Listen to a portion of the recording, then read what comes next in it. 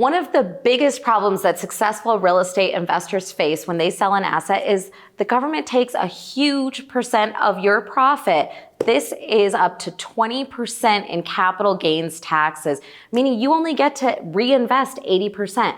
But there's a little known benefit that the government allows us to utilize to be as tax efficient as possible. It's one of the best strategies when investing in real estate. Let's talk about what it is and how you can utilize it in your business as well.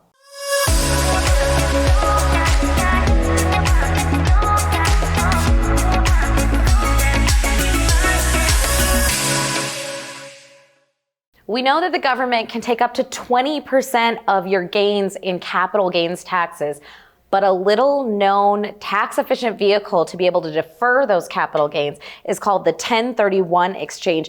It is easily one of the best tools that real estate investors can use to be tax efficient. In order to understand how we can best utilize a 1031 exchange, we first have to understand the answer to what is a capital gain.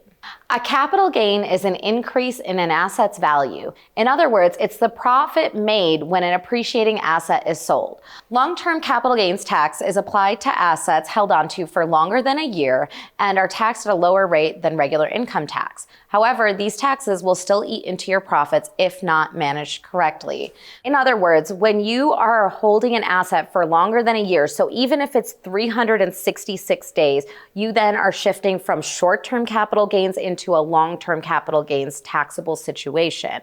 And that, as you can see from this chart, can be up to 20% depending on where you fall in the tax bracket.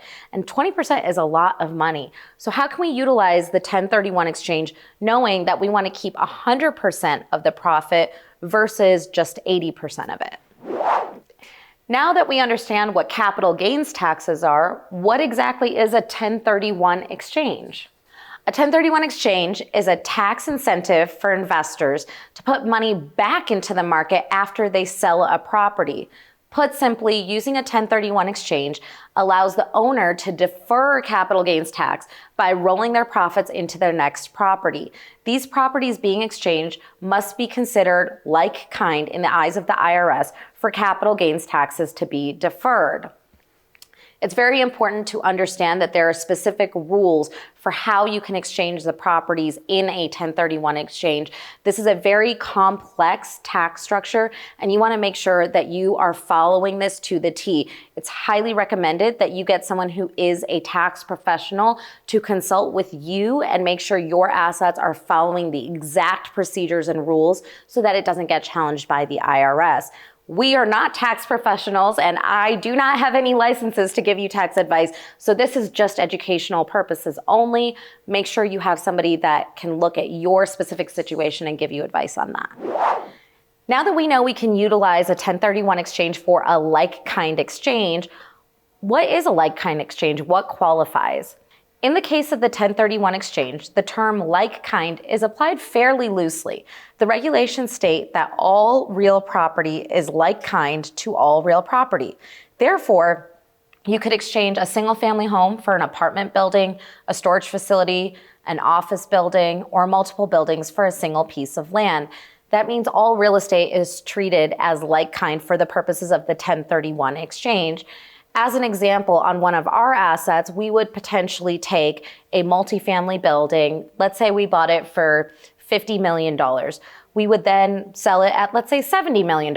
Instead of having to pay long-term capital gains on the $20 million gain, we might defer the $70 million and buy a $100 million asset. So there are multiple ways to utilize this to continue investing more in the market at a tax-efficient rate and deferring the capital gains that are owed for a longer period of time.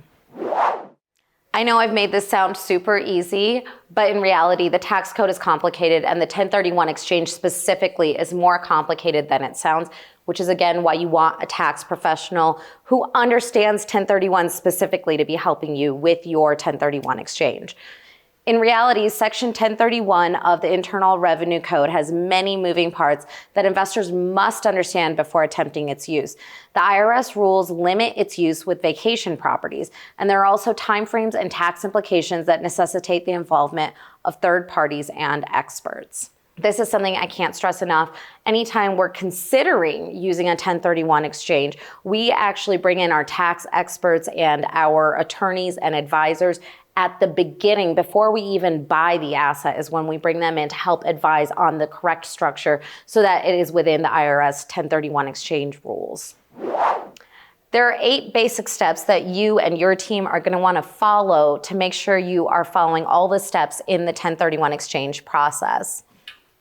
First, you have to sell the property that you want to utilize the 1031 exchange for. Second, you're going to give the capital gains to a QI or a qualified intermediary. 3, you're going to identify like-kind property within 45 days. 4, you're going to send a duty letter to your QI or your qualified intermediary. 5, you're going to negotiate with the seller of the like-kind property that you wish to purchase. 6, you're going to agree on a sales price.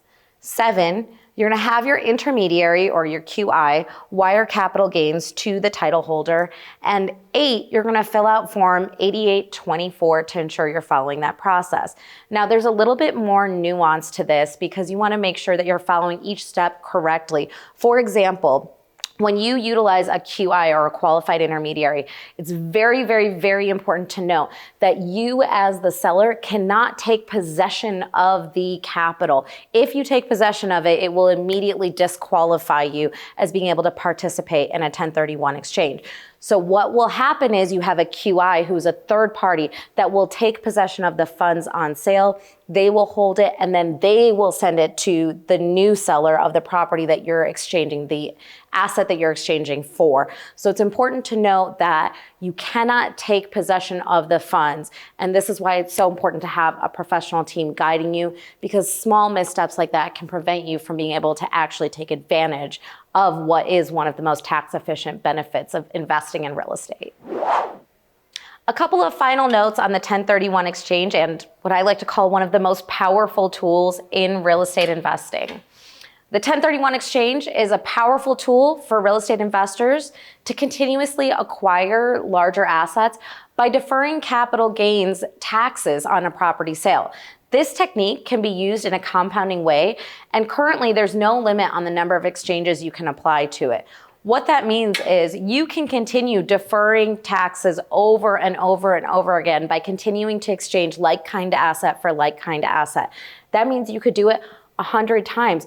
But just note, this is why you want your tax professional involved. Note that there are certain times where you might want to realize the gain and you may not want to 1031 exchange. Or when you do eventually come out of it, you'll have to note that all of the gains that were deferred will eventually become taxable. So it's important that you consult with the right teams of professionals to help guide you, especially with the rules changing or potentially changing. You want to make sure that you're up to date. I cannot stress enough the need to bring in a proper consultant and tax expert to help you with a 1031 exchange. In fact, in another video, I'm going to sit down with our tax strategist, Larry D. West III, to help you guys understand how he utilizes these very strategies on my assets in my portfolio. If you like this, click the link below for more. Thanks for watching this video. Don't forget to subscribe and watch the next video.